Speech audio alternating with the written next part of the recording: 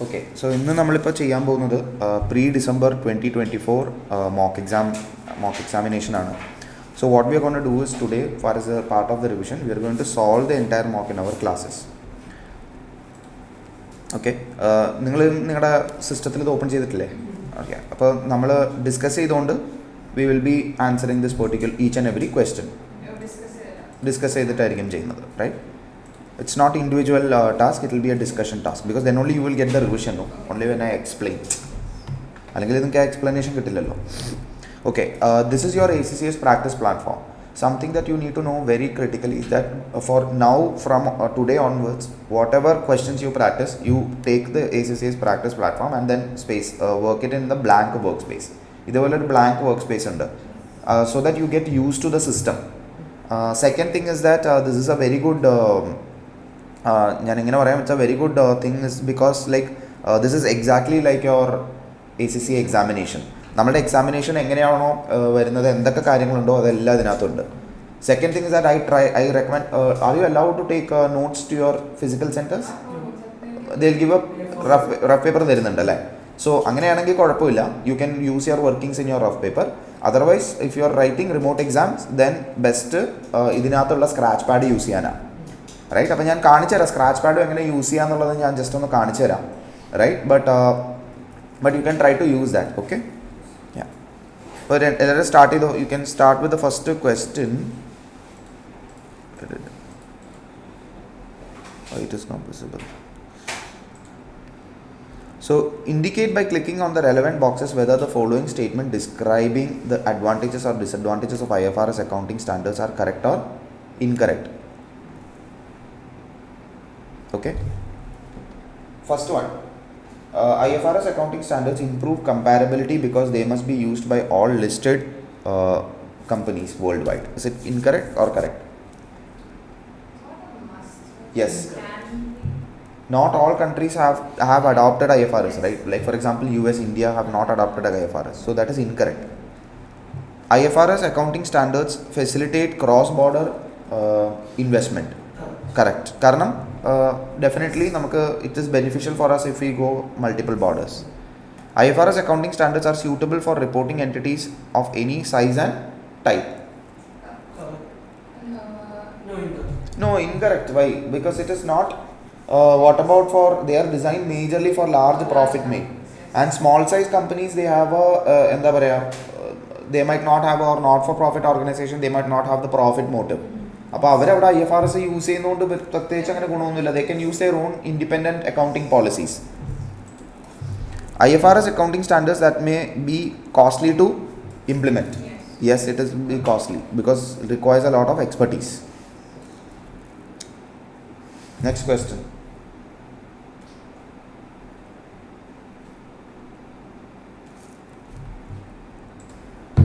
The IASB follows a standard setting process when developing a new standard. What is the correct order of this standard setting process?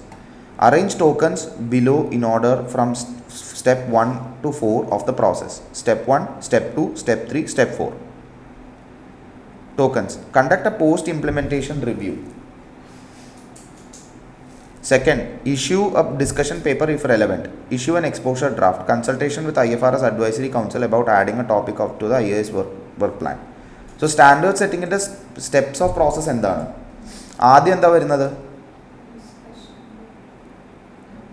Issue a discussion paper? No, first step varunathu consultation with the yes, because adine base cheyiditalle namukku idu varullu. Correct. Yes. Then what we do? Issue a discussion paper. Then we issue an exposure draft. Then conduct a post-implementation review. Okay? Clear, right? So first one, consultation with IFRS Advisory Council about adding a topic to the plan.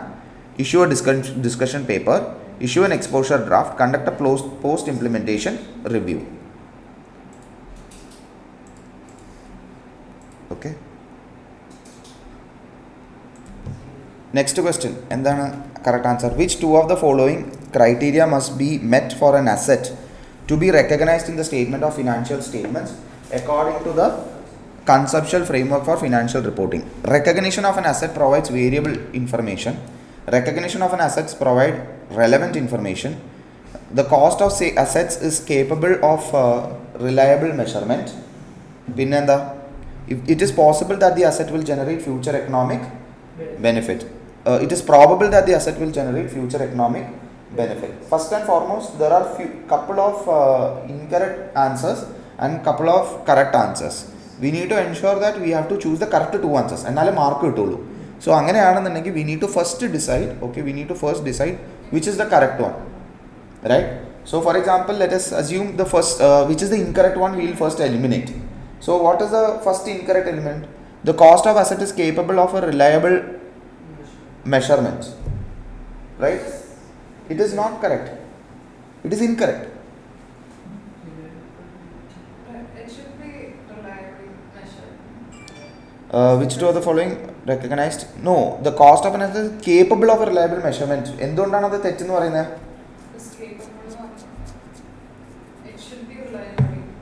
It should be reliably measured, right?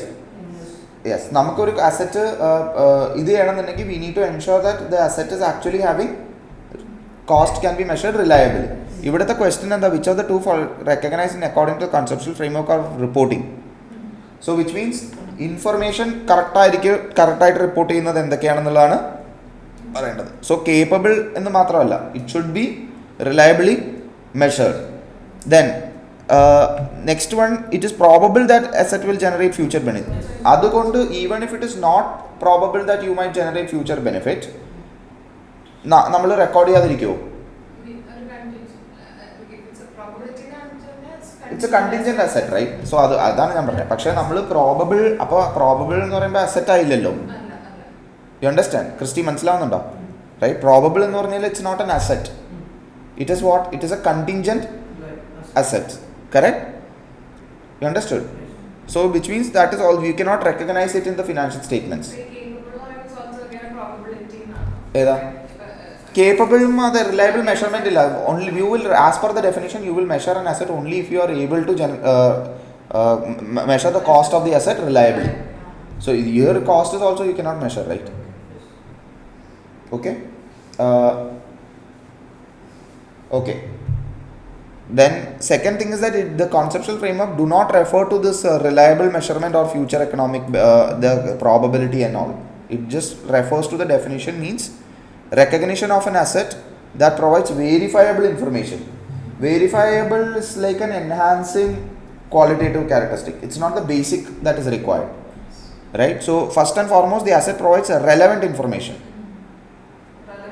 Relevant ആയിരിക്കണം and faithful ആയിരിക്കണം. എന്നാലേ നമുക്ക് yes, understood? Relevant and faithful information. That's the correct answer.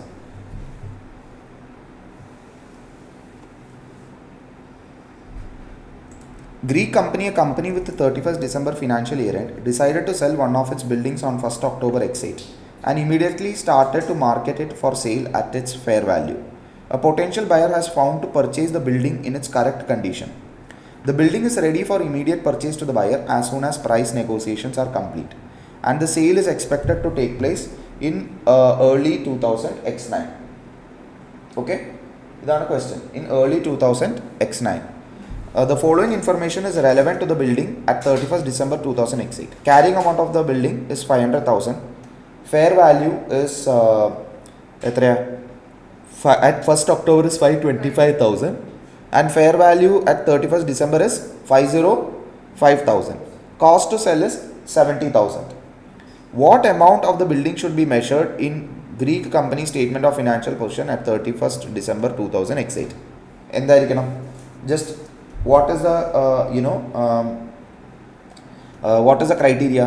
Here what are we, എന്താണ് നമ്മൾ ചെയ്യാൻ ഉദ്ദേശിക്കുന്നത്? We have decided to sell one of its building, correct? So നമ്മൾ when we decide to sell one of the building, എന്താണ് അതിനർത്ഥം?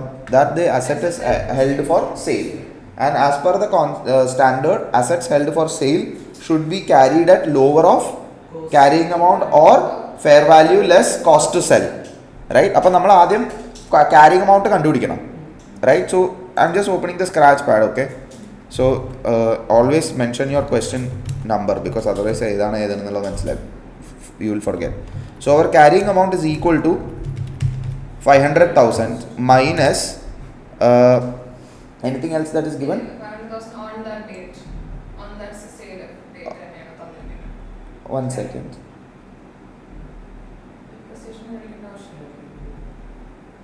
No, 1 second. This is not the. This is the option. No.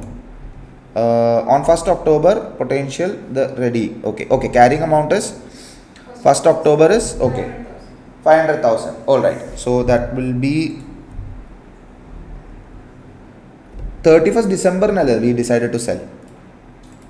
We didn't decide to sell on 1st October. No, so decided to sell it on 1st October, right? With the year end is 31st December. Yeah, correct. So yes, so we decided to sell it on 1st October. Year end is 31st December. Yes, carrying amount of the property is 500,000. Fair value less cost to sell will be That date is 525.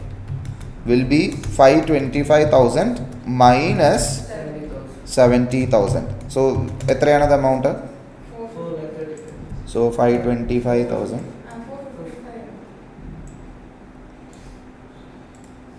525,000 minus 70,000. Okay, 455,000. Okay, so that will be 455,000. So which means the correct answer will be whichever is lower. Which is lower amount?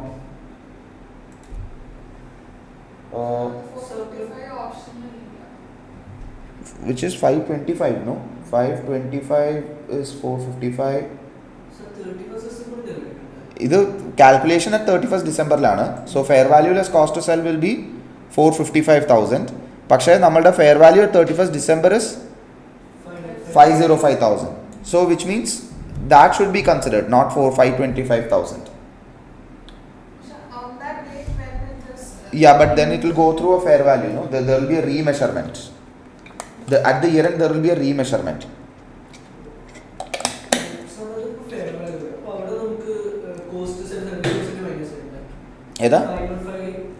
Minus 70,000 cheyana. So basically Because it is already. And then on first correct on 1st October it was 1st October 2000 X8 it was 4. 455,000. Then what happened on 31st December 2000 X8 the value is atraya 505 is the fair value. So which means yes 505,000 minus the cost to sell will be 70,000. So which means 435,000. So that will be the correct answer. Okay. Yeah. So be careful because dates is always important and dates. Indicate for which of the items below whether the expenditure should be included in cost of inventory or recognized in profit or loss as per IAS 2. An allocation of fixed production overheads based on normal capacity. Very good. It's included in cost. That's the correct answer. Abnormal amounts of wasted materials. Recognized in P&L. Correct. Cost of storage after completion of inventory. P&L. Right? So Bhavana, you understood? So basically anything which are direct cost will be added to the cost of the asset. Anything which are indirect cost or which are relating to the future operating cost will be recognized in P&L as a further expenses. So normal wastage will be included in cost as per costing subject also. Normal wastage will be included to the cost, right? Other than that, cost of storage of inventories after completion and before the sale is an operating expense. So that will be included in the P&L. It should not be added to the cost. Tea grows tea bushes on tea plantation when the tea leaves from the bushes have reached maturity. They are picked and then dried using drying equipment. So tea bushes, tea plantation, so which means biological assets. Inventory to and in IAS 41. IAS 2 and IAS 41. Select the appropriate accounting standard that should be accounted for each of the components of tea plantation by matching the correct token of the component. So we know that any biological asset will be dealt with in the IAS 41, correct? Other than that, any asset will be a IAS 16. So drying equipment, we are sure that it will be an asset. right? Second, the tea grows tea bushes on its plantation. When the tea leaves the bushes have reached the maturity, they are picked and dried using a drying equipment. So tea leaves at the time of picking. So അതാണ് നമ്മളുടെ IAS 41, right? Tea leaves the time. Correct, because tea leaves is not a finished product. Tea leaves വെറുതെ എടുത്ത് വെക്കാൻ പറ്റില്ലല്ലോ. So ഈ കേസിൽ അത് dry ചെയ്ത് കഴിഞ്ഞിട്ട് നമുക്കത് പൊടിച്ച് കഴിഞ്ഞിട്ട് പിന്നെ ടീ ആയിട്ട് വിൽക്കാൻ പറ്റുള്ളൂ. So tea, ella is a leaf that is plucked. That will become what? Will be your IAS 41. Tea when it's dried up using drying equipment, then it becomes, you can saleable. Then it becomes IAS 2, right? പക്ഷേ tea bushes will be property plant and equipment, not IAS 41. Here in this instance, why tea bushes is property plant? Because you cannot. It's like you say it's like a furniture where it will help you to grow the tree, right? It will help you to grow the biological asset. If it will help you to grow the final inventory, then it is a biological asset. So ഇവിടെ അതല്ല, ഇവിടെ ആ tea bush is helping you to grow the biological asset only. It's giving giving a biological asset. So it will be carried as or relevant to that of tea bushes, and you cannot sell that particular bush as one. You have to, yes, so you have to sell it entirely as a land. So other land, yeah. Apples are the virgin less. Yes. The tree is Not necessarily, because you need to look at the process of production. So let's say for example, if in the apple trees, right, my entire apple trees might be sold or independent together, because മരങ്ങൾ നമുക്ക് വെട്ടി വെക്കാലോ തടിക്ക് വേണ്ടിയിട്ട്. ഒരു മരത്തിന് മാത്രമായിട്ട് വെട്ടി വിട്ടിട്ട് തടിക്ക് വെക്കാം. So like depending upon the process you have to be classifying it as a asset on. You understand? ഇപ്പോൾ ഒരു ആപ്പിൾ തോട്ടമാണെന്ന് വെക്കി, ഫുൾ ആപ്പിൾ തോട്ടമാണെന്ന് വെക്കി, ആൻഡ് നമ്മൾ സെല് ചെയ്യുമ്പോൾ ആപ്പിൾ തോട്ടം മാത്രമാണെങ്കിൽ then it becomes A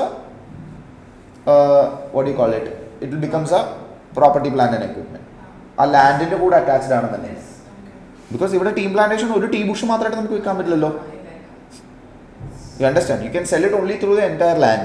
So that's why it's a IAS property plant and equipment.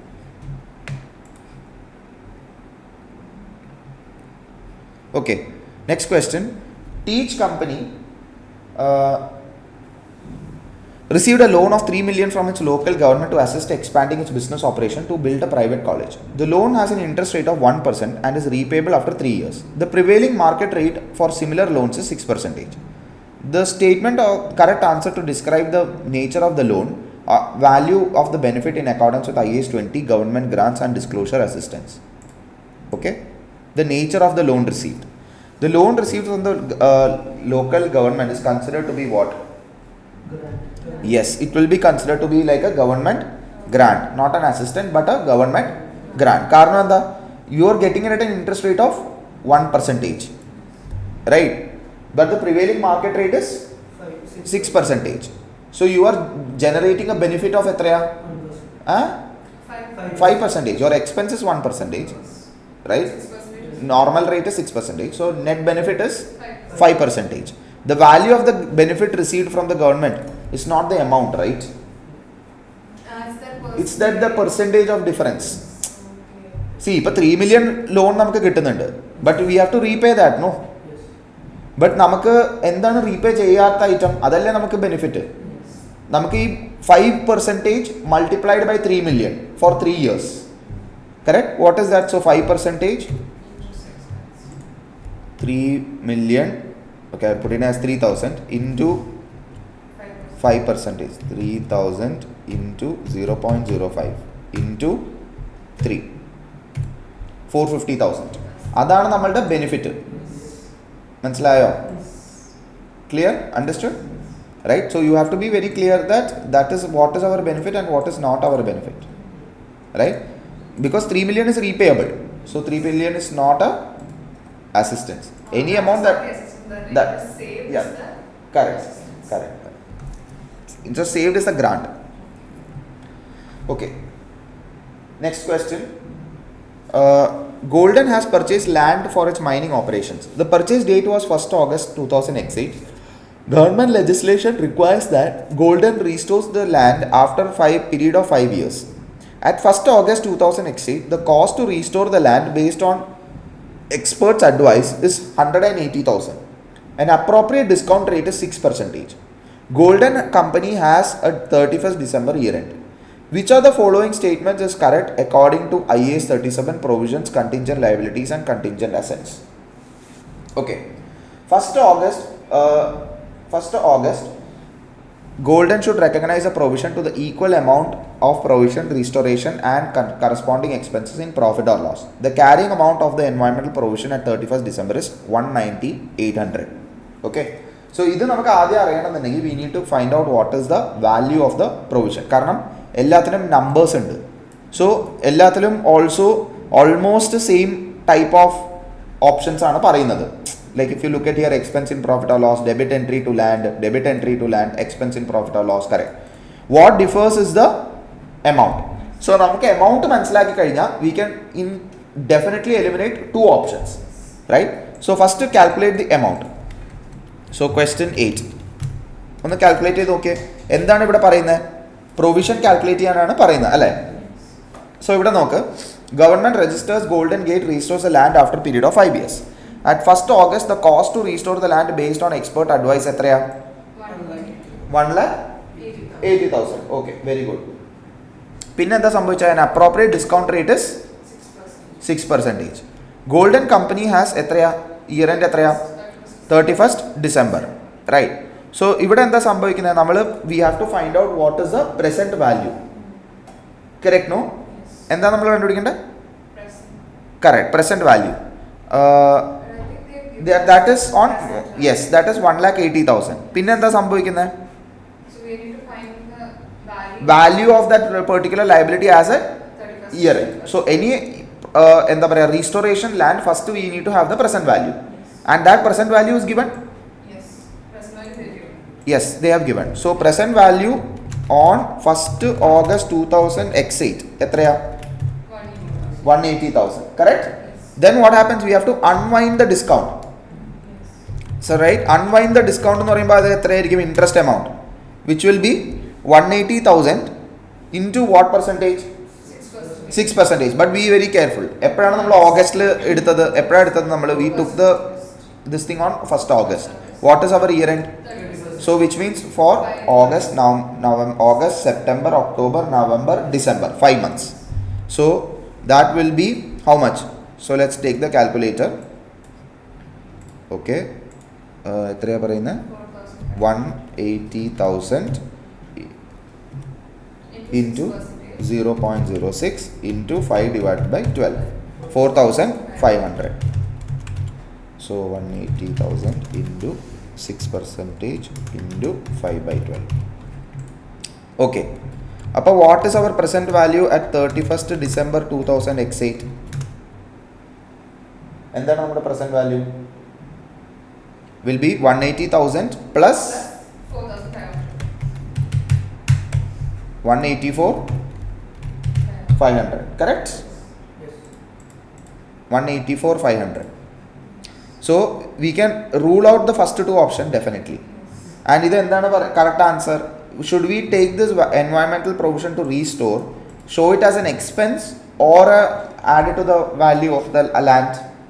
It's like a dismantling provision, right? So on 1st August, നമ്മൾ എന്താ ചെയ്യേണ്ടത്? നമ്മൾ 180,000 we should add it to the cost of the land, right? So if you look at here, on 1st of August, the journal entry will be debit property, plant and equipment, credit provision, environmental provision. ഇതായിരിക്കും journal entry for the amount of 180,000. Okay, I recommend you to write down this journal entry. This will be on 1st August 2008. ഇതിൻ്റെ സൈഡിൽ തന്നെ ഇങ്ങനെ എഴുതിക്കോളൂ. കണ്ടോ, ഇങ്ങനെ എഴുതിക്കോളൂ. So that it's clear to you. On 31st December 2008, journal entry for interest amount will be debit finance cost as an expense എത്രയാ? 4,500 and credit environmental provision. I'm just writing it as EP. കേട്ടോ, 4,500. ഇതായിരിക്കും journal entry. Correct? So what did we do? We added the environmental provision to the cost of the asset. Yes. So what was the cost of the asset? So what is the correct option? So definitely option A and B we can rule out. Option D says that it should be added to the expense in profit or loss on 1st August. No. So option C is the correct answer. Option C.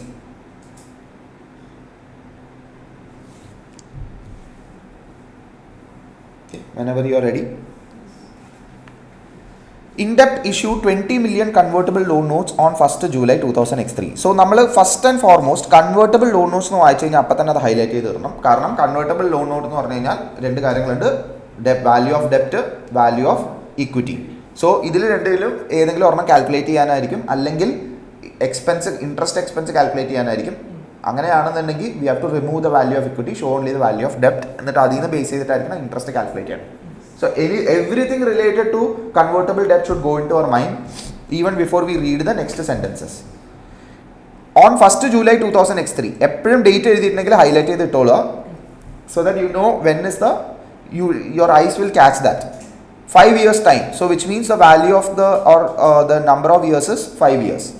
On 31st June 2000 X8, if the holders can choose the redeem the loan notes option for cash of 20 million or to convert them into a fixed number of ordinary shares. At July 1st, the present value of loan notes with similar but with a conversion option is 18.97 million. So in this case, what they have given to us, they have given us the present value of the liability. Now, what is the question here? So presentation related question aanu kanikkunnathu.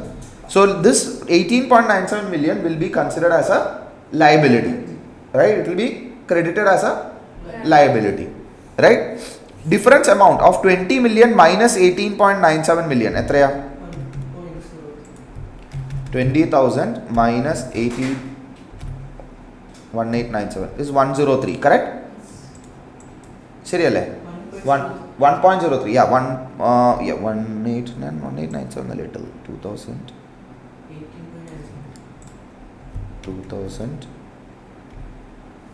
2 million, which is 2000, 2 million minus 18970, no, 2000, 103 aanu, which is 1.03 million, correct? Yes. Okay. Appo 1.03 will be equity amount, correct? Yes.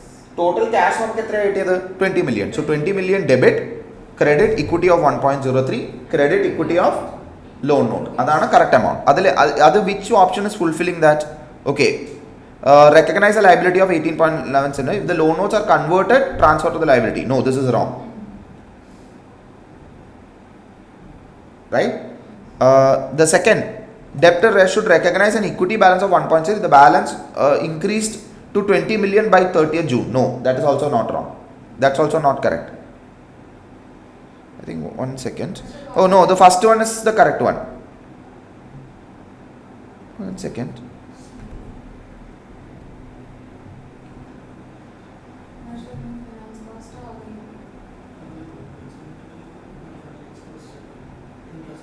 What is the correct in accountancy? The presentation.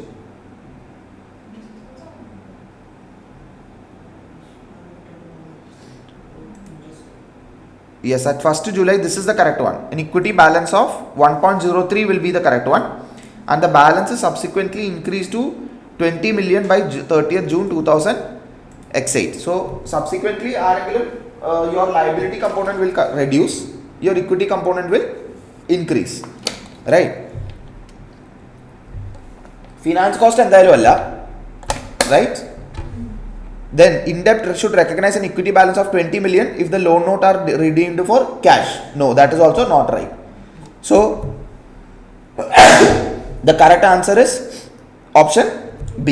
എന്തുകൊണ്ടാണ് the correct answer? Because see, on 31st July, the holders can choose to redeem the loan note for cash or to convert them into fixed number of ordinary shares. So we are going with an expectation that everyone will convert to fixed number of ordinary shares. എന്നിട്ടല്ല നമ്മൾ 1.03 million equity കണ്ടുപിടിക്കുന്നത്, correct? So at that date the equity value is only 1.03. But when we convert at 30th June 2008, and if everybody chooses to convert to equity, then the value will be increased by 20 million. No, equity value will get increased to 20 million. ശരിയല്ലേ? So that's the correct option. Understood?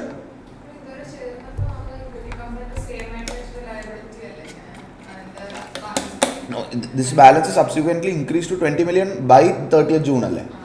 Right? So equity balance നമ്മൾ same ആയിട്ട് വെച്ചിട്ട് at the year end നമ്മൾ അത് calculate ചെയ്യും. But technically what happens is that next year it will get increased. We don't need to learn that in detail. Okay. Next question.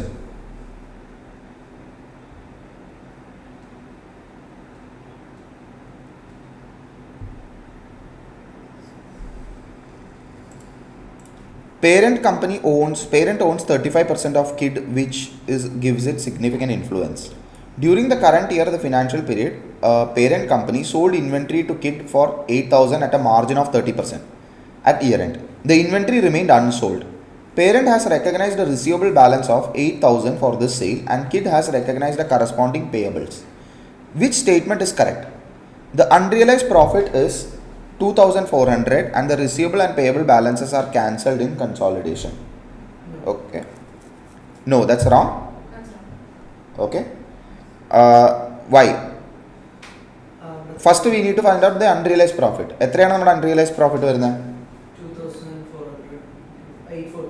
840. എങ്ങനെയാണ് അത് കണ്ടുപിടിച്ചത് നമ്മൾ? Very simple reason. Very simple, right? We sold at a margin 8,000 at a margin of 30%. Right? So 8,000 into 30%. എത്രയത്? 8,000 into 0.3. 2,400 ആണ് entire profit. But entire profit in the remaining unsold, അത് മാത്രമേ unrealized profit വരുള്ളൂ.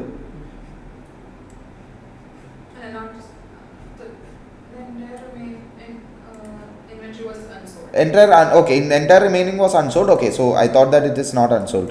Recognize the receivable balance. Okay, entire remain unsold. So 2,400 will be the total unrealized profit. Unrealized profit will be 2,400, but associate entity it belongs to is only 35%. So associate ayathukondu what we will do? We will take the entire unrealized profit of 2,400 to the extent the associate owns. എത്രയത്? Into 0.35, which is 240, correct? Sorry, 840 into 0.35. 840, not 240, 840. Correct? So first and second, third one we can remove. And then എന്താ പറയുന്നത്? Unrealized profit 840 and the receivable balance are cancelled in consolidation. No, there is no consolidation. Why? Because associate ആണ്. We don't need to add the subsidiary and parent and associate balances together. No, because parent own only 35%. The receivable balance with the associate was shown as it is. So they are not cancelled. This is the correct option. Okay, next question. FIT company owns a 40% shareholding in DOT, which gives it significant influence for FIT company sold to DOT. At year end, DOT still holds some of these goods. Select the correct tokens to reflect the consolidation adjustment required in relation to the unrealized profit. എന്താണ് correct? Unrealise പ്രോഫിറ്റിന് 40% ആണ് holding. And who sold goods to whom? Fit company sold goods to dot. So which means parent to associate. Correct? So parent to associate ആകുമ്പോൾ who has the inventory? Associate has the inventory. So നമ്മളുടെ അസോസിയേറ്റിന്റെ inventory നമ്മുടെ inventory ആയിട്ട് attach ആവില്ല. So you don't need to cancel the inventory. But what will happen? Yes, but what we will debit? The parents' Cost of sales. Why parents' cost of sales? Because profit vandirikkunna. So parent got the profit and he got the profit of higher amount. So we need to increase the expense to reduce that profit. Right? Parent got a higher profit. We are increasing the cost of sales so that parents reduce. So we will debit the cost of sales, correct, and credit investment in associate. Okay? Next one.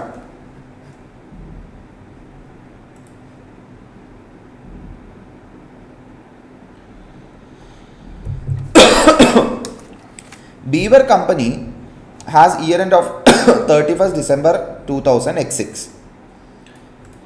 It entered into the following foreign currency transaction in the current year. Transaction 1. On 25th January October 2000 X6, Beaver bought inventory denominated in foreign currency. At year end, the inventory has been sold. However, the supplier has not been paid. Transaction 2. 1st July, Beaver purchased an equipment to be used in operations. Okay. Paying in a foreign currency. The equipment is measured using cost model and depreciated using useful life. Indicate from the options in accordance with IAS 21. Right? Is trade payable a monetary asset or a non-monetary asset? Very simple. It's a monetary asset because it is directly converted into cash. Trade payable is not retranslated at 31st December, retranslated. Trade payable as per IAS 21, we have to retranslate. Equipment is a monetary asset or a non-monetary asset? Correct, a non-monetary asset. Equipment is not translated at 31st December X6, retranslated at 31st December X6. Non-translated. Only monetary assets are retranslated. Okay, simple question.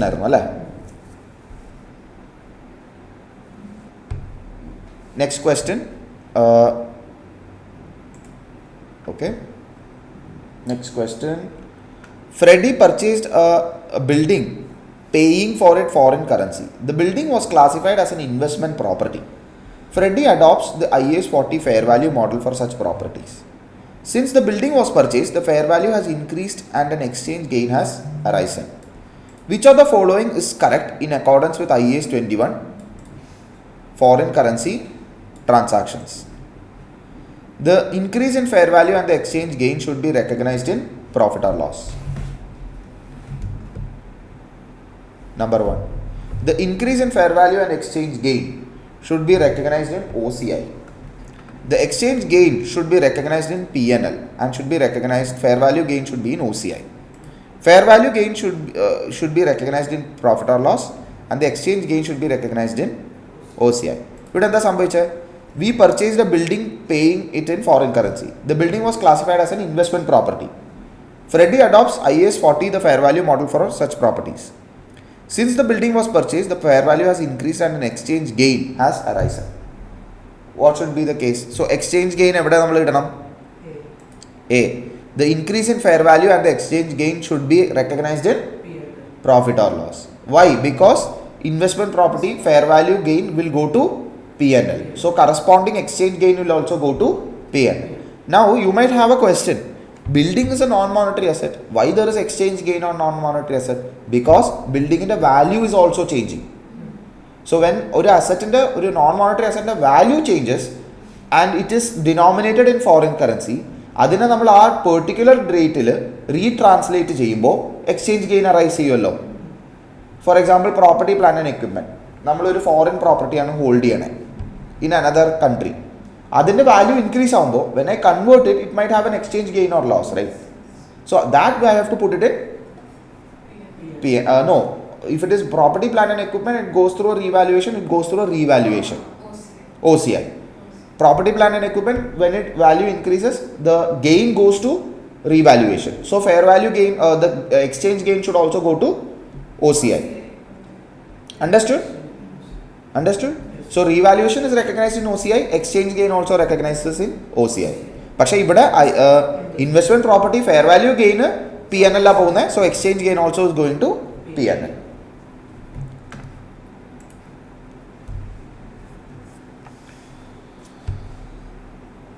Okay. Thirsty company manufactures Quench branded soft drinks. The brand was purchased from a competitor during the current year. Thirsty management believes that Quench brand will contribute to net cash flows of the entity indefinitely. Which of the following requirements reflects the correct accounting treatment for the brand IAS 38? Okay. Amortize the brand over a maximum useful life of 10 years. First and foremost, brand എന്ന് കേൾക്കുമ്പോൾ it is an internally generated intangible asset. So it should not be recognized. However, the brand was purchased from a competitor. So it is a purchased brand. So that can be recognized. But brand is an does it have a finite life or an indefinite useful life? Until and unless the company goes down, it will have a life, so indefinite life. So should we amortize or no amortization? But impairment should be tested regularly or annually? Annually. Right? So brand is purchased brand can be recognized, cannot be amortized because it has indefinite useful life, and it has to be tested for impairment annually. Do not amortize the brand but tested impairment annually whenever the indicators exist. See, if you just understand the concept, brand എന്ന് പറഞ്ഞ വാക്ക് കേട്ടപ്പോൾ തന്നെ ഇത് എന്തിനെ base ചെയ്തായിരിക്കണം, intangible അസറ്റിന്റെ recognition ആലോചിച്ച് കഴിഞ്ഞാൽ you will get the correct option.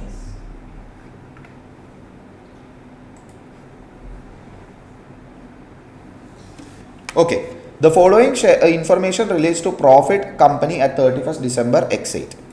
2000 X8, 2000 X7. Equity shares of $2 each, 200,000 and 50,000. Profit for the year, 160,000 and 95,000. During the year, there was a bonus issue of equity shares. No other shares were issued in 2000 X7 and 2000 X8. Complete the sentence below by filling in the blank. In accordance with IAS 33 earnings per share, the basic EPS in 2000 X1 presented as a comparative in 2000 X8 financial statement is dash cents. How will you calculate it? We know that 2000 X7 what is the profit for the year? Profit for the 95,000. 95,000, correct? During the year, there was a bonus issue of equity shares. No other shares were issued in 2000 X7 and X8. Correct, right? Right? ഇവിടെ എത്രയാണ് നമ്മുടെ nominal share price? 100,000. ഇവിടെ എന്താണ് question എന്താ? The basic EPS in 2000 X7 presented as a comparative in 2000 X8 financial statement. What we have to do? If you take 95,000 divided by 50,000 into $2, then our answer will be wrong. Why? Because that is the original EPS of prior year. ഈ current year there was a bonus issue. അതുകൊണ്ട് എന്താ സംഭവിക്കുന്നത്?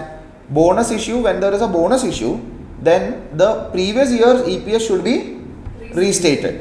നമുക്ക് earnings per share ആയിട്ട് തന്നിട്ടില്ല, but we have given the earnings. So either you calculate the earnings per share and then do the restatement by the reciprocal bonus fraction. പക്ഷേ അതിൻ്റെ ആവശ്യമില്ല. We can take the earnings per profit for the year of 2000 X7 and divided by the number of shares over here. അതെങ്ങനെയാണ് calculate ചെയ്യുക? Very simple. Question 15, right? ഇത് എത്രയായിരിക്കും calculate ചെയ്യണത്? 95,000 divided by how many share capital we have? How much share capital we have? 200,000. So 200.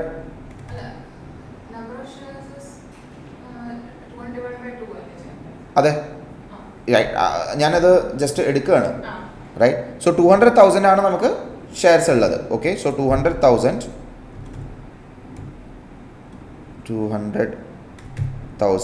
divided by $2. So that is 100,000 shares. So 95,000 by 100,000 shares എത്രയാണ് sense? 95 cents. Okay, so previous year, so ഇവിടെ 0.95 എന്ന് എഴുതിയ mark പോവും, right? Okay, thank God they are saying that you cannot input decimals, so it should be 95 cents. So previous EPS 95 divided by 50 ആണ്. നമുക്ക് bonus fraction ഒന്നും തന്നിട്ടില്ല. ഇനിയിപ്പോൾ bonus fraction ഒക്കെ കാൽക്കുലേറ്റ് ചെയ്ത് വരിക എന്ന് പറഞ്ഞാൽ ലെങ്തി പ്രോസസ്സാണ്, right? So bonus fraction reciprocal of the bonus fraction which is number of shares after the issue, number of shares before the issue. അത് വെച്ച് ചെയ്താൽ മതി. വിച്ച് ഇസ് ഇയർ എത്രയാണ്? 100 divided by 50,000 divided by 2 is 25,000. So 100 divided by 25. ഇവിടെ EPS എടുത്തിട്ട് ഇവിടെ നമുക്ക് already profits തന്നേക്കുന്നതുകൊണ്ട് profits divided by the 200,000 divided by $2, which is 100,000. Okay, so first section A is completed. Okay, section A we have completed. ഇനി നമുക്ക് വരേണ്ടത് എന്താ? section B, correct? So section B is a scenario based, അല്ലേ? Okay, so scenario based, how many scenarios we will have? 3 scenarios, correct? First scenario 5 question, second scenario 5 question, third scenario 5 question. അങ്ങനെ മൊത്തം 15 questions. OBSCON purchased 2 properties on 1st July X7. Property cost of 900,000 was assumed as a head office. Legal costs relating to the purchase were 30,000. During the course of the year ended 31st December X7, OBSCON had to repair part of the roof at cost of 2 million. Property 2 cost 300,000 and was immediately rented to corporate tenants for $1,000 per month. 1st September, OBSCON converted this property into sales office for its own use. The fair value of the buildings were as follows. Property 1, property 2. Property 1 എത്രയാ 925,000, property 2 320,000. September 1st 337,000, 895 and 340. Extracts from Osborne Company's accounting policies are note are provided below. OBSCON measured owner-occupied property using the revaluation model and depreciates it over a 20-year useful life. OBSCON measures investment property using the model? Fair value model. According to the relevant IFRS standards, how will legal cost relating to the purchase of property 1 and its subsequent roof repair cost be recognized? ഇതാണ് first ചോദ്യം. Legal cost എന്താണ് legal cost? Legal cost relating to the purchase was $30,000. ഇത് എങ്ങനെ നമ്മൾ recognise ചെയ്യണം? And the subsequent roof repair cost എങ്ങനെ നമ്മൾ recognise ചെയ്യണം എന്നുള്ളതാണ് ചോദ്യം. We know that whenever we buy a property, right, even right head office ആണ്, പ്രോപ്പർട്ടി പ്ലാന്റ് ആൻഡ് എക്വിപ്മെന്റ് ആണ്, it will be measured at cost. Cost can consist of the purchase price plus any directly attributable cost. Directly attributable cost will consist of legal cost, because only if you spare that or spend that legal cost നമുക്ക് എന്ത് പറ്റും, ആ property കിട്ടുള്ളൂ. Legal cost spend ചെയ്യാതെ നമുക്ക് ആ property കിട്ടാൻ പോകുന്നില്ല. So definitely it is A directly attributable cost. However, subsequent repairs is a maintenance cost that will have to be expensed off. So look at which is the correct option in terms of that. Legal cost should be included in initial measurement of the building. Repair cost should be expensed off. Perfect. Right? വേറെ ഒന്നും വായിച്ചു നോക്കേണ്ട ആവശ്യമില്ല, but still we can read through. Legal cost should be in the initial measurement. This is correct. First part of the sentence is correct. Second part, the repair should be added to the carrying amount. Second part of this option 2 is wrong. Legal cost and repair amount should be recognized as expense. Not necessarily. Legal cost should be recognized as expense. Second part should be carrying amount. No. So the correct answer is option A.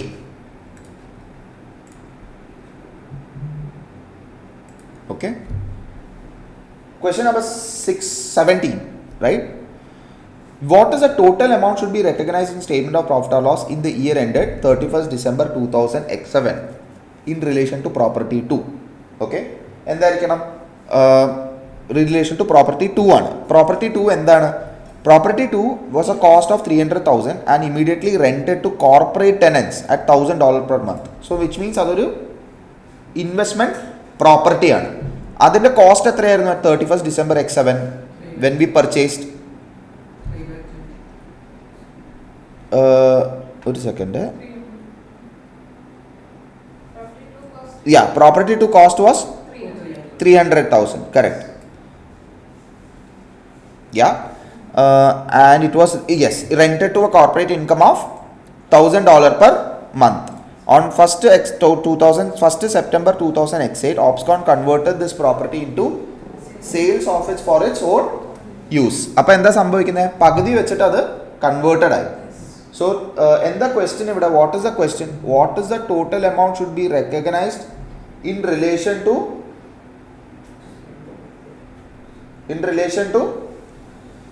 the property 2 for year ended 31st December 2000 X7.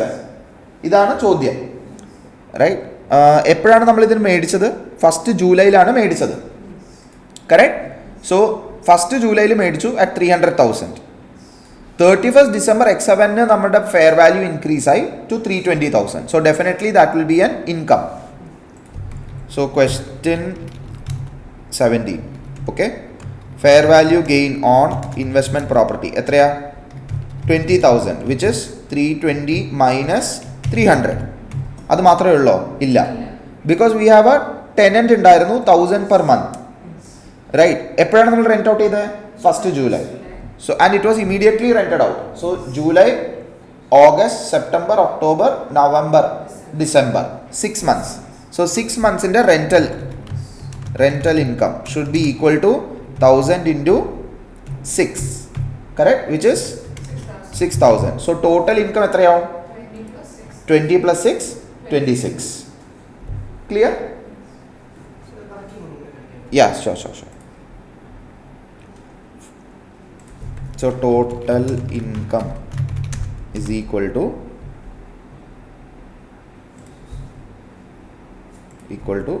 20,000 plus 6,000 is equal to 26,000.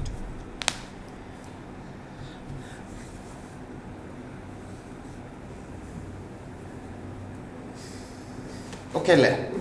Right? Yeah. പെട്ടെന്ന് ഞാനൊന്ന് കണ്ടപ്പോഴത്തേക്കും ഇത്തിരി confused ആയി because first September excite 31st December excite so be careful. ഞാനും പെട്ടെന്ന് confused ആയി. Like okay ഇതിൻ്റെ difference ആണോ? പിന്നെ ഐ തോട്ട് ദാറ്റ് ആൻഡ് ഇവിടെ അവർ പർച്ചേസ് ഡേറ്റ് പറഞ്ഞിട്ടില്ല. Then I went up, then I so okay purchase, it was purchased on. So C when in examination these kind of stoppages can happen to you, like what they're asking. So because we are doing it real time and for the first time, നമുക്ക് ഇതുപോലത്തെ സ്റ്റോപ്പേജസും ഒരു ഇഷ്യൂസും വരാം. So ഈ just stuck ആവാം.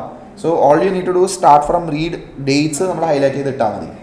അപ്പോൾ നമുക്ക് ആ capture കിട്ടും. Okay, next question is question 18. According to the relevant IFRS, what are the accounting steps that should be taken to recognize in account of the conversion of property into a sales office on 1st September 2018? So ഇവിടെ സംഭവിച്ചിരിക്കുന്നത് investment പ്രോപ്പർട്ടീനെ property plan and equipment ആയിട്ട് convert ചെയ്തു. So date of ട്രാൻസ്ഫറിൽ whatever is the fair value will go to fair value gain because it was an investment property till the date of transfer. Date of transfer കഴിഞ്ഞാൽ then the PPE will be measured at the cost which is the fair value at that particular date of transfer, which is date of transfer is 1st September. So 337 will ആയിരിക്കും fair value. Fair value gain എത്രയായിരുന്നു? 320ലാണ് നമ്മൾ recognise ചെയ്തത്. So approximately difference between the two 17,000 will be fair value gain. ഇതൊന്നും നമുക്ക് പഠിക്കേണ്ട ചെയ്യേണ്ട കാര്യമില്ല, but I'm just thinking, ഞാൻ ഒന്ന് ആലോചിച്ച് നോക്കുകയാണ്. സെക്കൻഡ് സ്റ്റെപ്പ് എന്താ? Once 337 we have to depreciate.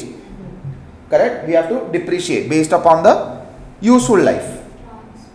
Transfer കഴിഞ്ഞിട്ട് ഇൻറ്റു സെയിൽസ് ഓഫീസ് അല്ലേ?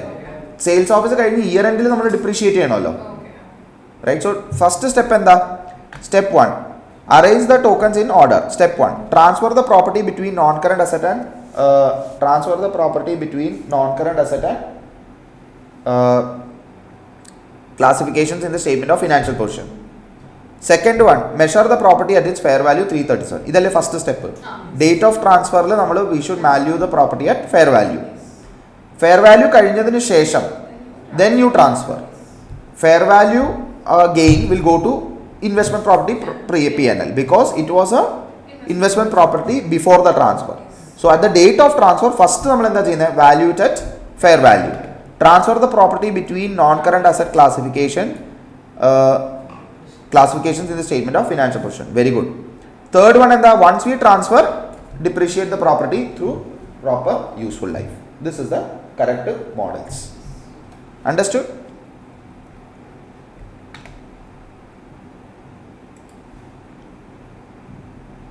Okay.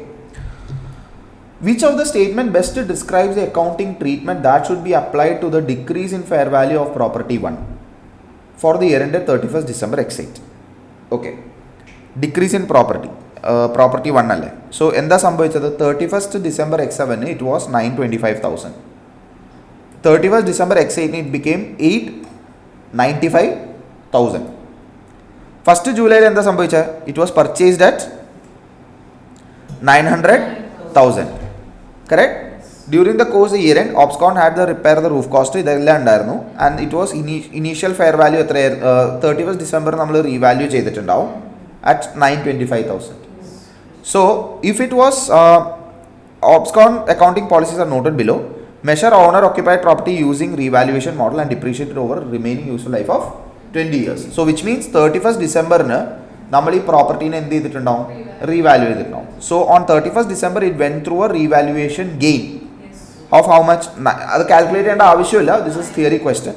So 900,000 plus the office cost will be capitalised, no? So 930,000, right? And then you would have depreciated it by 20 years. So carrying amount for 6 months, so carrying amount would have been lower than 925,000. Then you would have revalued it. And now remaining useful life എത്രയാ? 19 years and 6 months. 19 years and I think 5 months ആയിരുന്നില്ലേ? July അല്ലേ? July, August, September, October, November, December, 6 months. So 19 years and 6 months, right? So അങ്ങനെ ആയിരിക്കും. So which means when the next year revaluation downwards happens, what happens? First നമ്മൾ എന്ത് ചെയ്യണം? ആ revaluation ഡൗൺവേർഡ്സിനെ previous ഇയറിൻ്റെ revaluation surplus ആയിട്ട് remove ചെയ്യണം അല്ലെങ്കിൽ adjust ചെയ്യണം. ബാലൻസ് ഉള്ളത് മാത്രം we should recognize it as a loss in P&L. Okay. So the decrease in recognized in profit or loss? No. Decrease in recognized in other comprehensive income? Not necessarily. കാരണം ചിലപ്പോൾ കഴിഞ്ഞ വർഷത്തെ റീവാലുവേഷനേക്കാൾ കൂടുതൽ loss വന്നിട്ടുണ്ടെങ്കിൽ ഒരു പരിധി വരെ നമുക്ക് OCI കൊണ്ടുപോകാൻ പറ്റുള്ളൂ, right? Yeah. Recognize the decrease in OCI to the extent that a revaluation surplus exists from property. Correct. And thereafter in P&L. This is the correct answer. We don't even need to look at the next one. Recognized in P&L? No. Wrong.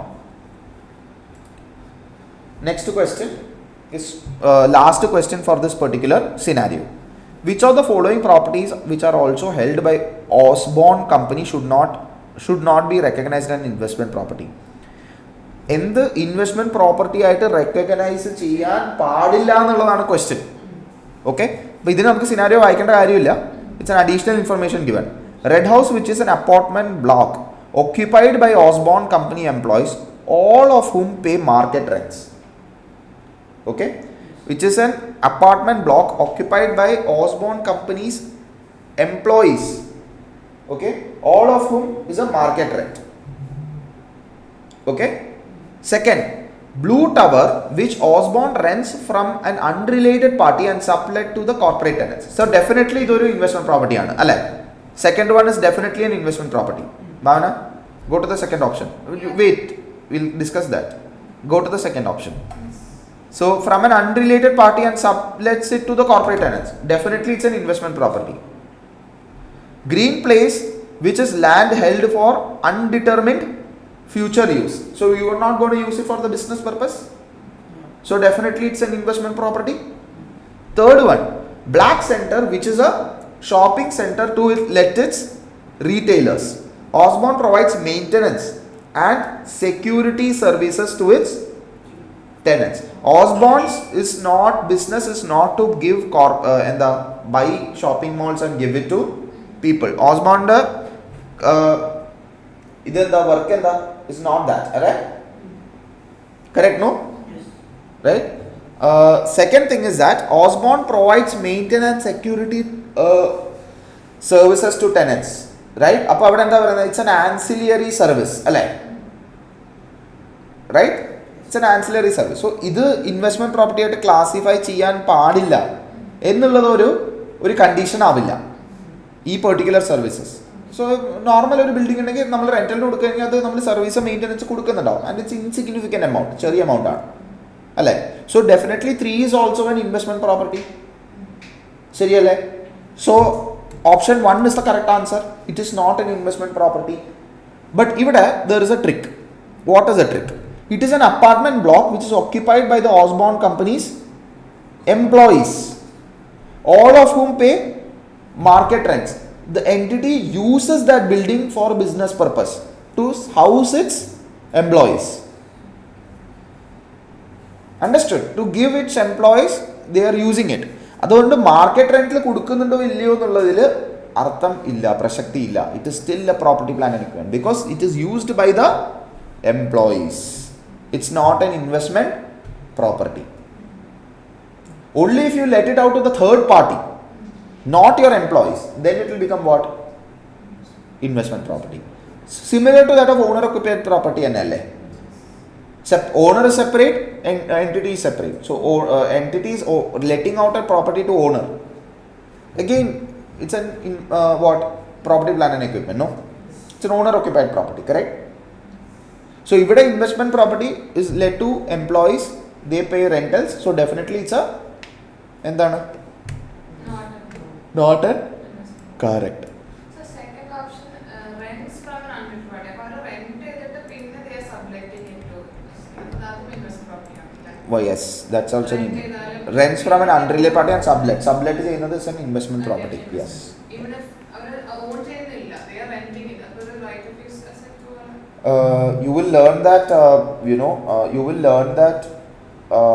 in SBR, technically when you take a lease from someone and you use that rental as a building, ROU, right of use of it, as a separate let it out, then you become an lesser. That's called as sublease. Correct. That's subletting. So subletting can be an investment property.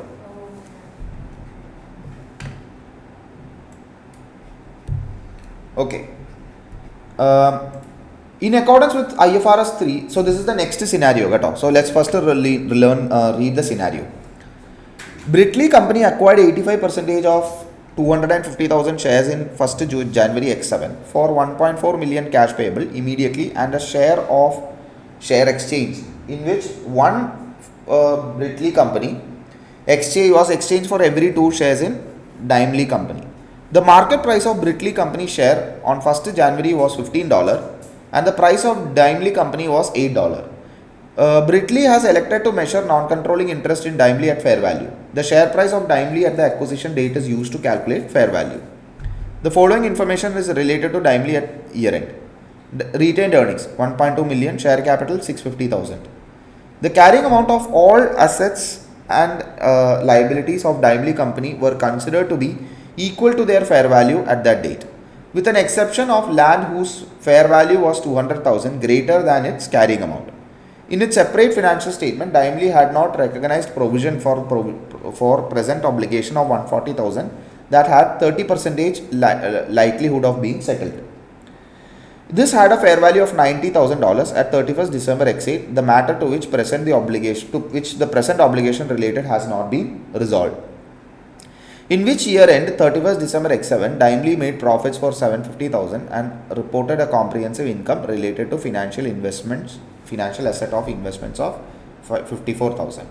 In accordance with IFRS 3, the consideration transferred to acquire 850,000 in Daimler is. So what is the consideration amount? What will be the consideration amount? We have what type of considerations? We have the cash order and share exchange. Okay. So question 21. Okay. Consideration. Okay. Cash consideration. എത്രയാ വരുന്നത്? 250,000 shares acquire ചെയ്തു for 1.5 million immediate cash. So നമ്മൾ ഇവിടെ എഴുതേണ്ടത് full amount ആയിട്ടാണ്. Okay. It's just mentioned as in dollars. So which means no whole numbers, no conversion amount. So $1.45 million is cash consideration. Then you had a share exchange. എത്രയായിരുന്നു നമ്മളുടെ share exchange? What was the ratio? Exchange for every share was exchanged for every 2 shares acquired in Daimler. So which means 1:2, correct? 1:2 ആണ് share exchange. 1 share in Britley for every 2 shares in Daimler. Idana the sentence means. 1 Britley share was exchanged for every 2 shares in Daimler, correct? So what is the number of shares we acquired? We acquired total 85% of 250,000 shares. So 85% into 250,000 shares, correct? Out of that, Daimler issued how many shares? 1 shares for every 2 shares. So into 1/2 multiplied by market price of Daimler. എത്രയായിരുന്നു market price of Daimler? $8. Correct? So എത്രയാണ് answer? So 85%, which is 0.85 into 250 1000 into 1 by 2 into 8. 850,000. അല്ലേ? എത്ര? എത്രയാണ് വരുന്നത്? Into $15 ആണോ? Oh, okay. Market price of Brightly share was 15. Oh, okay. Yeah. I'm sorry. I read it wrong. My mistake. It was $15 shares. It's not 18. It's not 8. Brightly is the parent, right? Yes. Brightly acquired Daimler. So sorry, my mistake. Yeah.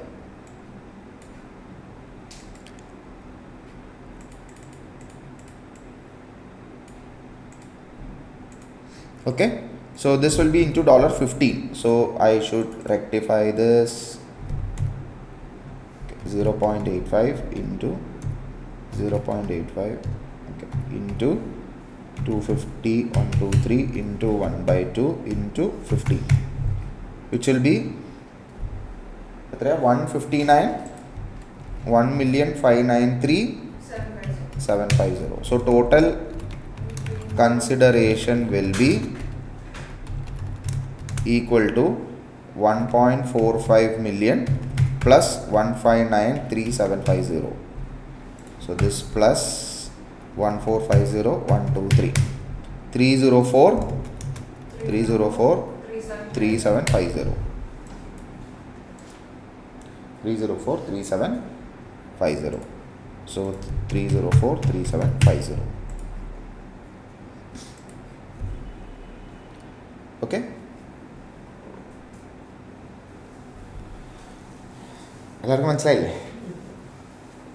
Yeah. Next question. In accordance with IFRS 3 business combination, what is the fair value of identifiable assets acquired and liabilities assumed on the acquisition of Daimler? IFRS 3, what is the fair value of assets acquired and liabilities assumed? What is the identifiable assets of and liabilities of the Daimler? Daimler in the assets liabilities endana. So which means we have to calculate what? The net assets of the company. Yes. That's what they are referring to. Assets and identifiable assets and liabilities which are net assets. So question 22. Net assets of Daimler. എന്തൊക്കെ ഉണ്ടാവും? Definitely share capital. എത്രയാ share capital? It's very simple, 650,000. Retained earnings at acquisition. എത്രയാ retained earnings at acquisition? Okay, the following related to Daimler at 1st January. So entire amount is at acquisition. So 1.2 million. Pinnenda sambhovicha, there were a few additional information given. The carrying amount, all recognized assets and liabilities were considered to be equal to the fair value, with an exception of fair value of land, which is 200,000 greater amount. So which means fair value of land etraya $200,000. Correct?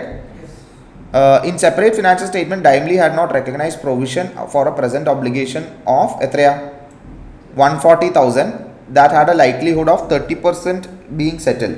So as per consolidation, anything which is contingent liability, we will recognize it for it at the date of acquisition. So contingent liability? Contingent liability will be this had a fair value of 90,000. So negative 90,000. So contingent liability will reduce the value of net assets. ഇല്ല അതിൽ കാര്യമില്ല. Full amount തന്നെ recognize ചെയ്യണം. Because for example you will say that tomorrow it can be loss for you, no? So full amount. Because we are trying to negotiate, right, with the company. As when I am buying a company, എന്തെങ്കിലും ഒരു ചെറിയ spark ഉണ്ടെങ്കിൽ ഞാൻ പറയില്ലേ, ഇതുണ്ട്, so I cannot pay you so much, it's a liability for me, reduce the amount എന്നൊക്കെ പറയും അങ്ങനെ. So the net asset will be equal to എത്രയാ? Calculator 650,000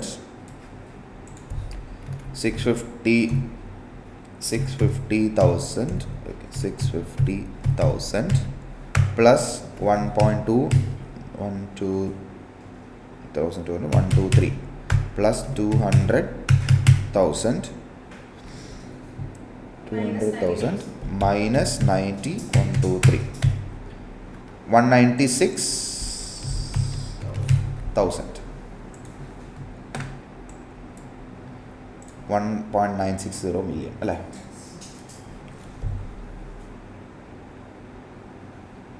Okay, next question. What is the carrying amount of NCI reported in the consolidated financial position at 31st December? So this is the closing value of NCI. ഇതാണ് ചോദിക്കുന്നത്. Okay. So closing question 23. NCI at year end. അല്ലേ? So NCI at year end will include NCI at acquisition. എത്രയാണ് NCI at acquisition വന്നത്? Correct. എങ്ങനെ calculate ചെയ്യും NCI at acquisition? It's a very good question because it's not given straightforward. So നമ്മളുടെ NCI percentage share എത്രയാ? 85% minus 100%, which is 15%. എത്ര shares ഉണ്ട്? Right? And at the share price of Daimler, which is $8. അപ്പോൾ എത്രയാ balance?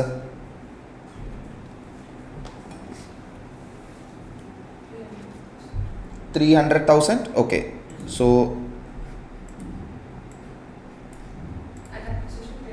yes, 15%, 0.15 into 200, 123 into 8. 250 is it? 250,000 alle. Okay, made a mistake here. So 0.15 into 250, 123 into 8. 0.15 into 250 into 8 is 300,000. Correct. Then share of retained earnings. Post acquisition retained earnings. Post acquisition. എത്രയാ post acquisition retained earnings വരുന്നത്? In the year ended 31st December, Daimler made a profits of 75,000 and reported an OCI of 54,000. So 75,000. ഇവർ വേറെ അഡ്ജസ്റ്റ്മെൻറ്റ്സും കാര്യങ്ങളൊന്നും നമ്മൾ എന്ത് ചെയ്യുന്നു? നമ്മൾ താൽക്കാലികമായിട്ട് പറയുന്നില്ല. So we don't need to consider that, right? This side of fair value at 31st December, the matter to which presented obligation has not been resolved. Correct? At 31st December, goodwill was Daimler was considered to be impaired. No, but എല്ലാം അവർ consider ചെയ്തിട്ടല്ലേ ഇത് പറയുന്നത്? ഇല്ല, എല്ലാവരും consider ചെയ്യത്തില്ലേ? അല്ല, in the year end അല്ല, post acquisition retained earnings ആണ്. So technically what happens is that നമ്മളുടെ ഈ particular in the year end Daimler made profits of and reported other comprehensive in the financial asset investments of 54,000.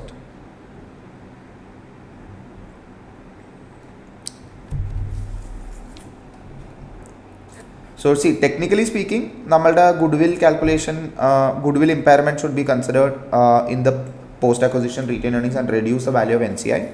Fair value changes will also impact NCI because it's the fair value of the land is held by the subsidiary. So retained earnings of the subsidiary should be reduced. But ഇവിടെ അത്രയും information ഒന്നും അവർ തന്നിട്ടില്ല. So അതുകൊണ്ട് we should consider that all the adjustments are made in this. And they have not mentioned it whether it is in single or in consolidated after adjustments. So it is, we assume that it is consolidated. അല്ലെങ്കിൽ it is assumed that all the adjustments have been adjusted for. After adjustment ആണെന്നുള്ളത് consider ചെയ്യാം. So it just be 75,000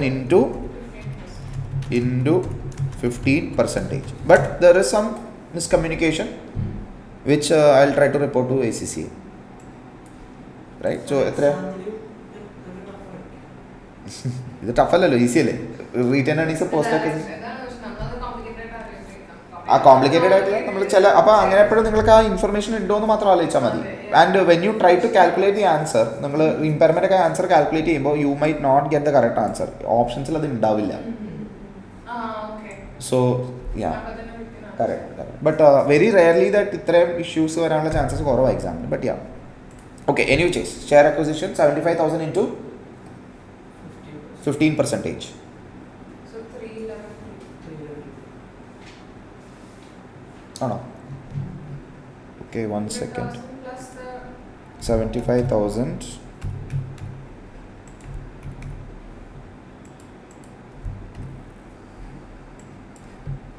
Grimly പോകുന്നു പറഞ്ഞിട്ട്. ഇല്ല. 1 second. 1 second. 2.15 is 11,250, no? Yes. So total is 311. Oh, അങ്ങനെ. Okay. When I said 311,250, I was like, what is happening? Okay. 1150 is the Share of OCI. OCI എത്രയായിരുന്നു? 54,000 into 54,000. 54,000 into 0.15 into 0.15 8,000 OCI ചെയ്യണമല്ലോ. Post acquisition NCIന്റെ post acquisition balance അല്ലേ കാണിക്കുന്നത്? Right. NCIന്റെ എന്ത് ബാലൻസാണ് കണ്ടുപിടിക്കുന്നത്? Post acquisition balance, right? So post acquisition balance of NCI will include retained earnings as well as OCI, no? Post acquisition OCI of entity. അതും നമ്മൾ allocate ചെയ്ത് കൊടുക്കണ്ടേ? You understand? So entire equity reserves, post acquisition reserve, that also we will allocate. So 54,000 into 15%. എത്രയത്? 8,100. So total will be 300,000 plus 11,250 plus 8,100. എത്രയാ? 319,350.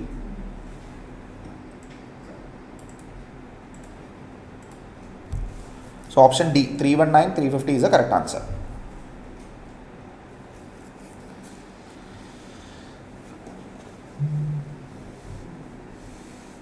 Okay. Next question. Berkeley acquired 85% of Daimler Company's 250,000 shares on 1st January X7 for 1.45 million. Okay, this is anyway it's the same scenario only. We'll look at the requirement. Match the tokens below to correctly reflect the consolidated adjustment required when preparing the consolidated statement of financial position at 31st December 2000 X8. In respect of sales made between Grimley and Britley. So just adu matram onnu vaichekam. Britley holds 75% equity shares in Grimley, so which means it's a subsidiary. Grimley is a subsidiary of Britley. During the year 31st December, Grimley sold goods to Britley for 120,000, charging a markup on cost of 20%. A quarter of these goods were still held by Britley at the reporting period. So which means the answer will be to debit inventory and debit debit. What will be the answer here? Credit inventory. Inventory should be reduced. I'm sorry. Debit NCI and credit inventory. അല്ലേ? അതാണ് correct answer. So പക്ഷേ എത്രയായിരിക്കും നമ്മുടെ unrealised profit? ആദ്യം നമ്മൾ unrealised profit calculate ചെയ്യണം അല്ലേ? And അതിൻ്റെ 25% അല്ലേ NCIക്ക് പോവുള്ളൂ. So question 24. What is our unrealized profit? Unrealized profit is equal to, during the year Grimley sold to Britley for $120,000. So 120,000 ആണ് സെല് ചെയ്തത്. This is the sale value. And what they have given as markup. എത്രയാ? 20%. So markup means you assume cost is 100, sale is 120. 100 plus profit 120. So 20 is the profit percentage divided by 120. Into എത്രയാ? How much goods are unsold? Quarter. So which means 1/4. So total value എത്രയാവും? 5,000. Correct. This is the correct answer. Then NCI share എത്രയാവും? $5,000 into 25%. എത്രയാ വരുന്നത്? 1250.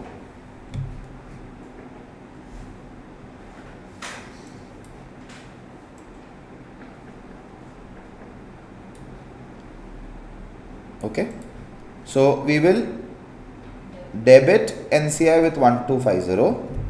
Okay, then what will you do? We will credit inventory with how much? The total unrealized profit, no? Correct? Because this particular asset will be that consolidated to the parent. So entire unrealized profit will be removed from inventory. So where will the difference go? Difference of debit will go to parents' retained earnings. Understood? Which is around 3,750. That will go to parents' retained earnings. Grimley is a subsidiary, right? Britley is a subsidiary. Huh? Subsidiary profit. But I'm parent returns But in the subsidiary and a profit earned, but that profit gets added to the parent, right? Yeah. Subsidiary profit ആയതുകൊണ്ടല്ലോ നമ്മൾ NCAക്കും debit ചെയ്ത് കൊടുക്കുന്നത്. Okay? Yeah. Next question, 25, which is the last question in this scenario. Which one of the following statements relating to the subsequent measurement of goodwill in timely does not accurately reflect the requirements of IFRS accounting standards? The non-controlling interest is allocated a proportion of impairment loss in Daimler's goodwill. Goodwill arising on the acquisition of Daimler is not amortized. Goodwill in Daimler must be tested for impairment annually. After impairment test, the goodwill in Daimler is measured in consolidated statement of financial position at its initial measurement less the group share of impairment loss. എന്താണ് correct answer? Right? Which of the following statements does not reflect the requirements of IFRS accounting standards? Yes. Why? Because after goodwill in Daimler is measured in consolidated financial as its initial measurement less the group share of impairment loss. No. Why? Total impairment.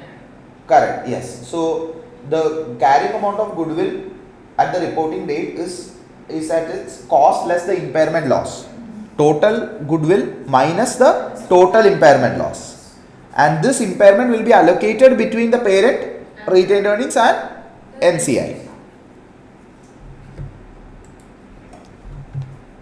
Okay.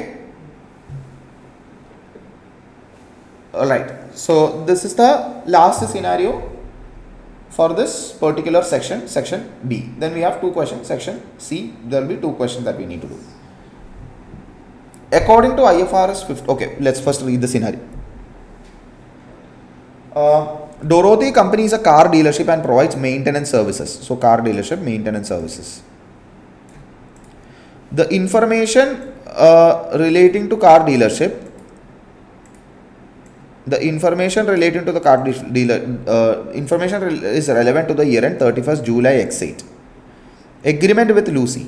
Dorothy has an agreement with another car dealership, Lucy Company. Lucy Company keeps some of Dorothy cars in its showroom. If Lucy sells one of Dorothy's cars, Dorothy Company pays it a commission. However, if Dorothy finds a suitable buyer for a car provided to Lucy, it can immediately request the return of that car from Lucy Company. Okay? Second, sale of electric car. Dorothy sold an electric car to a customer on 1st May 2008. The contract states that customer must pay Dorothy Company 28,000 in 2 years' time at an appropriate discount rate is 8%. Sale of maintenance services. Dorothy entered into an agreement with another customer on 1st April to provide a new car for 28,800 and one maintenance services free of charge. Similar maintenance services are provided by several of Dorothy's competitors. The service will be performed when the car has been driven 20,000 kilometers. By 31st July 2008, the customer had driven 8,000 kilometers in car. Only a maintenance service cost 3,200. Fleet maintenance contract. On 1st July, Dorothy won a lucrative 120,000 contract to provide maintenance services for a fleet of car owned by a corporate customer, starting immediately. The contract lasts 2 years. The customer paid 50% of the transaction price when the contract began and will pay the balance at the end of the contract. In bidding for the contract, the company incurred 18,000 in costs that would not have arisen otherwise. It also spent 9,600 of management time on the bid. Okay. According to IFRS 15, revenue from contract with customers, which two of the following statements are true regarding the agreement between Dorothy and Lucy Company? Dorothy should recognize revenue in respect of all cars when they are delivered to Lucy Company. Why? Because Dorothy is having an agreement with another car dealership, Lucy. Lucy keeps some of Dorothy's cars in its showroom. If Lucy sells one of the Dorothy's cars, Dorothy pays a commission. So it is a consignment deal. A principal versus agent. Right? And if Dorothy finds a suitable buyer for a car provided to Lucy, it can immediately request the return of that car from Lucy Company. So which means in this case, Dorothy should recognize revenue in respect of cars delivered to Lucy only when Lucy sells that car to third party. Understood? Not in all the cars. So when Lucy sells the car to third party, Dorothy can recognize the revenue, and Dorothy the commission kudukkunnathu, and then it will be commission payable, and it will be an expense or a cost or sale, whatever how they are recognizing it. So this is a wrong answer. Dorothy should recognize revenue from cars delivered to Lucy when yes, Lucy controls the cars located in the showroom. No, Lucy does not have control. Cars located in showroom are the inventories of Dorothy. Yes. Which two of the following? We don't need to look at the third one. Dorothy should recognize revenue in relation to the proportion of the cars when delivered to Lucy. The proportion should be based on exact. No, not necessarily. Next question. In accordance with IFRS 15, which of the following statement is correct in relation to the sale of electric car? Dorothy sold an electric car to a customer on 1st May X8.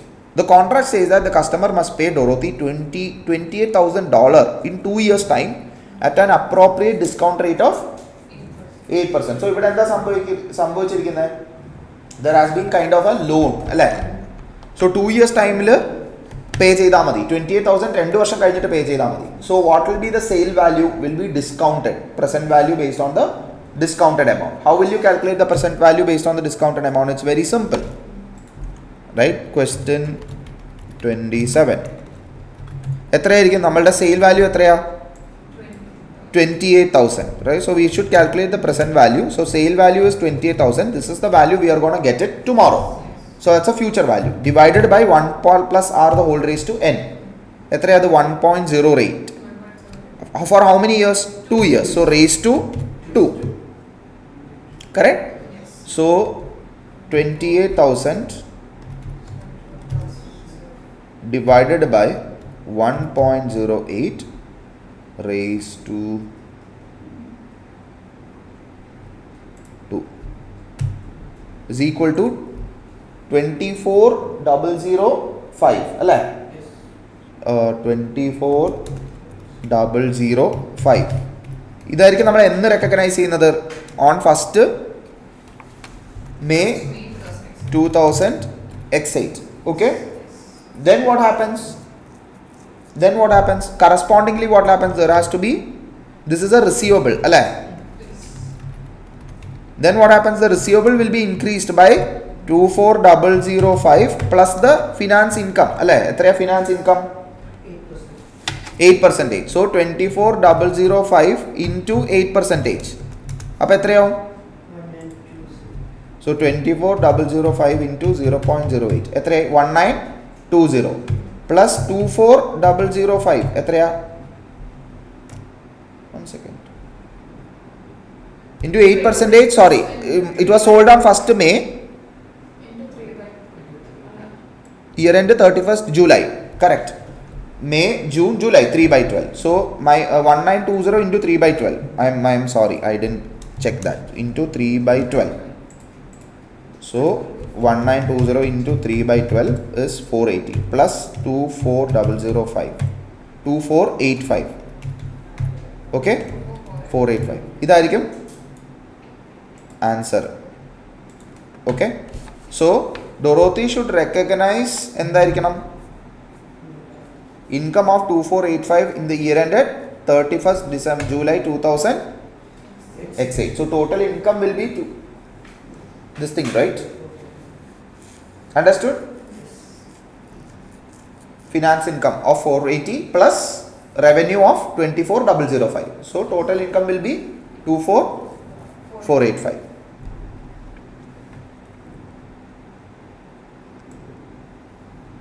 Okay. Next question, 28. What revenue should recognize in respect of sale of car and maintenance in the year 31st July 2008? Sale and car and maintenance services. Dorothy entered into an agreement with another customer on 1st April 2008 to provide a new car on 28,800 and one maintenance services free of charge. Okay? The service will be performed when the car has been driven etra kilometer? 20,000 kilometer. By 31st July, the customer had driven 8,000 kilometer in the car. Ordinarily, a maintenance services cost how much is maintenance services cost? 3,200. So what happens? You sold a car for how much? 28,000 and 1 year maintenance charge for free. Correct, no? So we have to calculate what is the component related to car and component related to service, right, based upon the standalone selling price. These two standalone selling price of car and service base ചെയ്തിട്ട് വേണം കണ്ടുപിടിക്കാൻ അല്ലേ? So അതെങ്ങനെ നമ്മൾ ചെയ്യും? Let's look at here. First identify question 28. Identify the standalone selling price of car. Standalone selling price. Okay. Car and standalone selling price എത്രയാ? 28,800. Wait 1 second. So ഇവിടെ standalone selling price എത്രയാ? 28,800 is the standalone selling price. Service എത്രയാ? 3,200 is the ordinary selling price. Sales service cost. നമ്മൾ എന്താ ചെയ്യുന്നത്? രണ്ടും കൂടെ ഒരുമിച്ച് കൊടുക്കുന്നു. So total revenue എത്രയാ നമുക്ക്? 28,800. അതിൽ നിന്നും കാറിൻ്റെ റവന്യൂ എത്രയായിരിക്കും? 28,800. Okay, right, into 28,800 divided by ഇത് രണ്ടും ആഡ് ചെയ്തിട്ട്. സോ ടോട്ടൽ എത്രയാണ് വരേണ്ടത്? ടോട്ടൽ വിത്ത് ഇൻക്ലൂഡിങ് സർവീസ് എത്രയാണ് വരേണ്ടത്? 28,800 പ്ലസ് 3,200 വിൽ ബി 32,000. ഓക്കെ, 32,000 അല്ലേ, which is 28,800 plus 3,200. Correct? So കാറിൻ്റെ റവന്യൂ എത്രയാണ്? We have to now allocate the standalone selling price based upon the total pro rata allocation to the എന്താ പറയുക total revenue. So total റവന്യൂയിലേക്ക് നമ്മൾ ഈ particular pro rata allocation ചെയ്യണം. So 28,800 into 28,800 divided by 32,000 ഇതാണ് ആദ്യം ചെയ്യേണ്ടത്. Correct? Second one എന്താ പറയുന്നത്? സർവീസ്. എത്രയാണ് നമുക്ക് സർവീസ് കോസ്റ്റ് വന്നേക്കുന്നത്? അത് നമുക്ക് അറിയില്ല അല്ലേ, റൈറ്റ്? സോ ഇത് അത് എത്രയാണ് ചെയ്തിരിക്കുന്നത്? ഇത് ടോട്ടൽ എത്രയാണ് വരുന്നത്? 25,920. കറക്റ്റ്? സോ സർവീസ് നമുക്ക് ടോട്ടൽ റവന്യൂ തന്നിട്ടുണ്ട്. എത്രയാണ് ടോട്ടൽ റവന്യൂ? 28,800 അല്ലേ?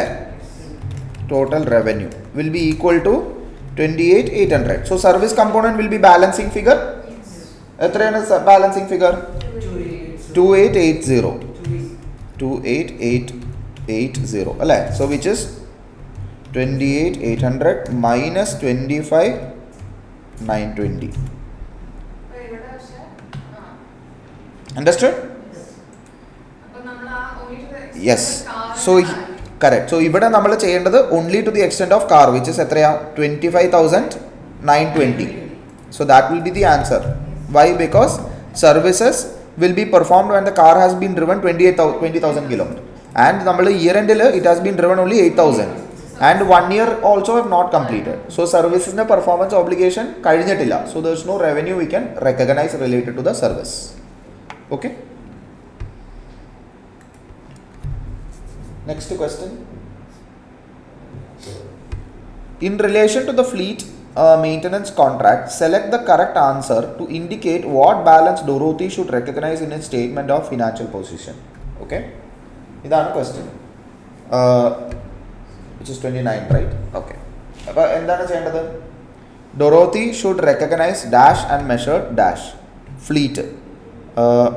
On 1st July XA, Dorothy won a lucrative 100,000 20,000 contract to provide maintenance for a fleet of car owned by a corporate customer starting immediately.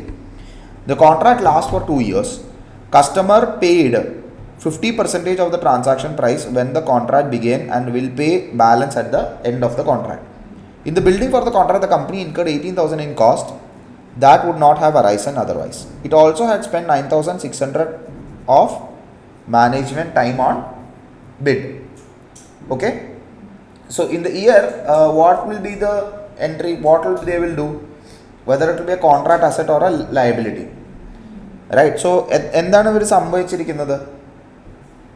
എന്താ സംഭവിച്ചിരിക്കുന്നത്? How much money we received? Paid in advance of, the customer paid 50% of the transaction price as advance. So total cash നമുക്ക് എത്ര കിട്ടി? Correct? Oh, yes. So question cash 29. So cash received എത്രയായിരുന്നു? 60,000 അല്ലേ? Which is 1,20,000 divided by divide 2 or 50%. Yeah, into 50%. Okay. Okay? Then അതിൽ നിന്ന് എന്താ സംഭവിച്ചത്? What is our revenue? Yeah, so നമ്മുടെ revenue എത്രയാണ് വരുന്നത്? If you look at here, the contract lasts for 2 years. Yes. Right. And when did we enter the contract? 1st July. Right. Provide maintenance services. In building of the contract, the company incurred 18,000 in cost. This has not otherwise arisen otherwise. It has also spent 9,600 in management time. But നമ്മുടെ revenue എത്രയായിരുന്നു? 60,000. Sorry. Revenue ആയിട്ടില്ല, but 1 month has been completed, no? Yes. Performance obligation to the extent of 1 month. Because the contract lasts for എത്ര years? 2 years. Because this is not like എന്താ പറയുക building പോലെ അല്ലല്ലോ. So നമ്മളൊരു maintenance എടുക്കുന്നു, then contract. Yes. Yes. So 1,20,000 into 1/24. എത്രയാ revenue? 5,000? Okay? Yes. So if you look at your contract asset or liability, your revenue will be 5,000, okay? Minus the payment received. So there is a contract liability. അല്ലേ? എത്ര amount? 55,000. Not necessarily, nothing can be done. No. Need to no, because that's a cost incurred. The company incurred 18,000 in cost that would not have otherwise. It also spent 9,000 some time of the bid. No, we cannot there is no contract asset, right? This is a contract liability. So they would have taken this advance and used that to spend, right?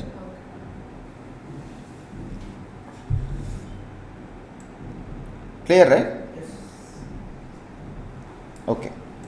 So total there is a contract liability of 55,000.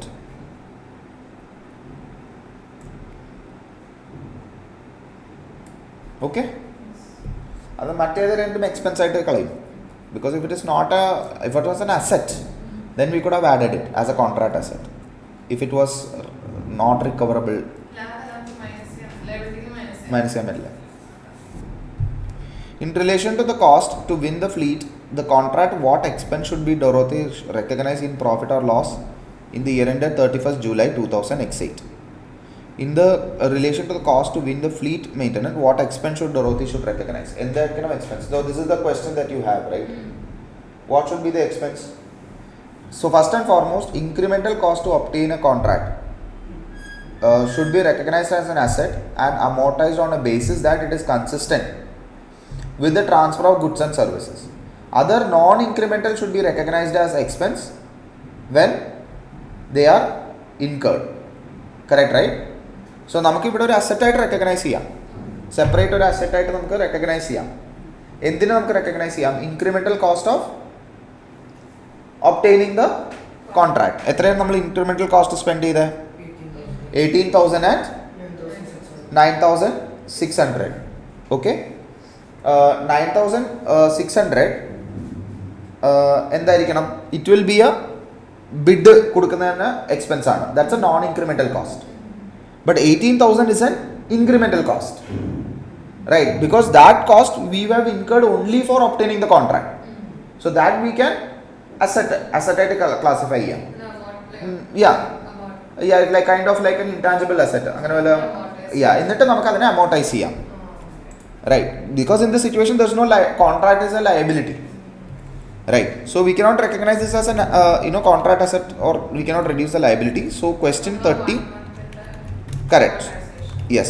So first of all, incremental cost എത്രയാ?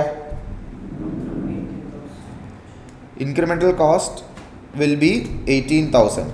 അതിൻ്റെ amortization of incremental cost 18,000, okay, multiplied by എത്ര മാസം നമ്മൾ use ചെയ്തു? 1 month. So 1/24, correct? എത്രയാത്? 750, right? And then non-incremental cost എത്രയാ? Non-incremental cost 9,600. എത്രയാ? So 9,600 plus 750.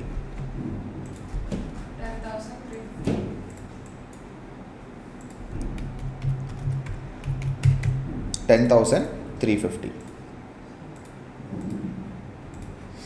Clear? Done. Okay, so with that we have completed section B as well. Okay, so section A and section B is completed. Next is we will have section C ആണ് നമുക്ക് ഉള്ളത് കേട്ടോ.